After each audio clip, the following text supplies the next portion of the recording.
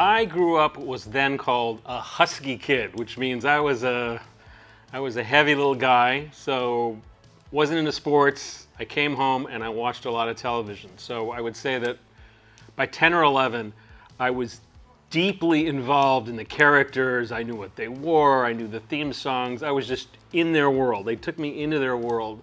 So way before I was a teen, I had a strong relationship with television. And then something happened that was kind of a turning point for me, and that is that a show called The Gong Show came on the air in the summer when I was in middle school, and something about it just grabbed me. And I made my father, who was a physicist, didn't watch TV, I made him drag me to NBC Burbank every weekend and watch tapings of The Gong Show. And I eventually became president of the Gong Show fan club at age 12.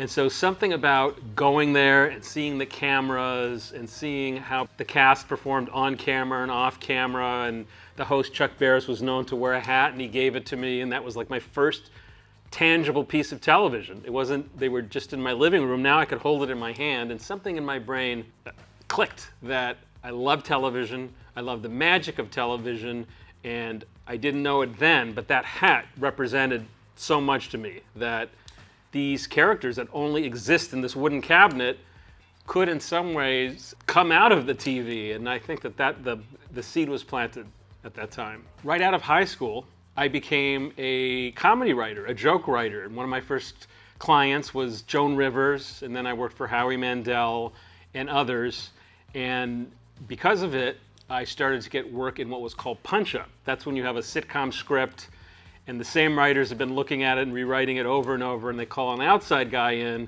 to look at it and to make it funnier. So that would be the next turning point, because now I had access to the studios.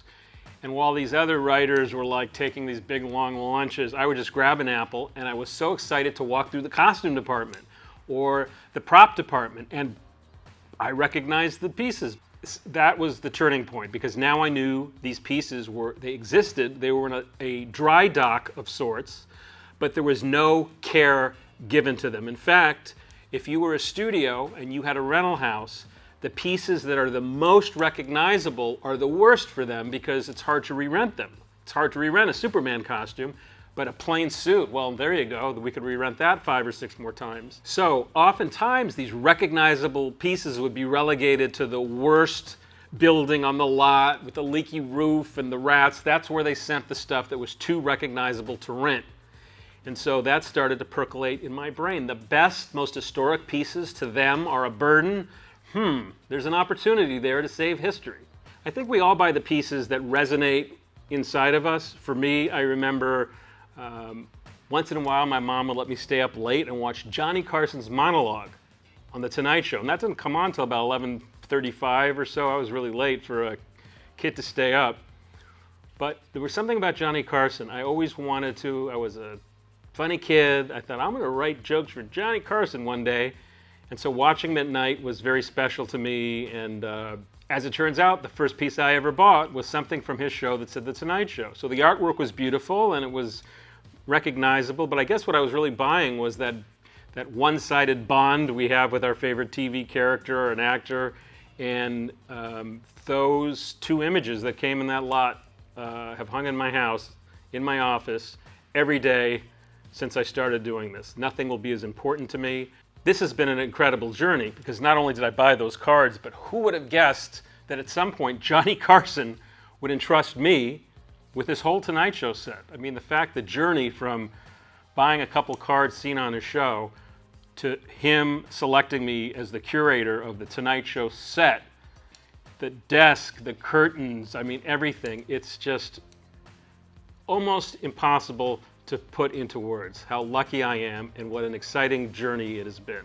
And I'm so happy to share these pieces with, I believe, fans who are out there who totally get it, who will want to marvel at these pieces just as I did.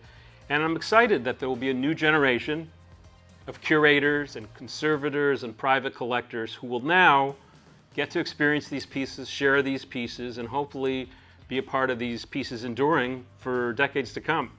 So when I was growing up in the early 70s, there were these TV legends, John Wayne or Judy Garland or Humphrey Bogart, and then, the people on TV were considered just disposable, whether it was Welcome Back Kotter or Good Times, those were just considered fodder, nothing important, nothing cultural.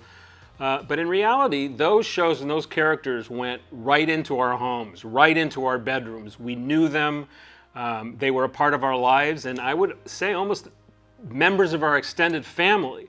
So the way we connect with television and their characters, and by extension, television memorabilia, is extremely personal, much more so than motion picture memorabilia, in my humble opinion.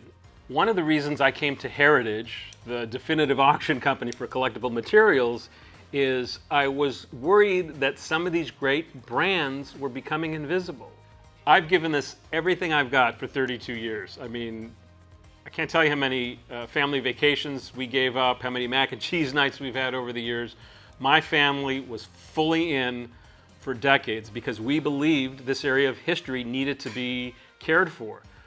But what I think is important to communicate is this is a massive responsibility. I'm up at night dreaming and thinking about, am I giving the best possible level of care to Archie Bunker's chairs or Johnny Carson's desk? It is a massive logistical responsibility. At some point, it needs to be passed on to the next generation. I'm not going to be here forever, none of us are, but I think it is a natural time for a new crew of curators to take these pieces, embrace these pieces, reimagine these pieces, and share them with the world.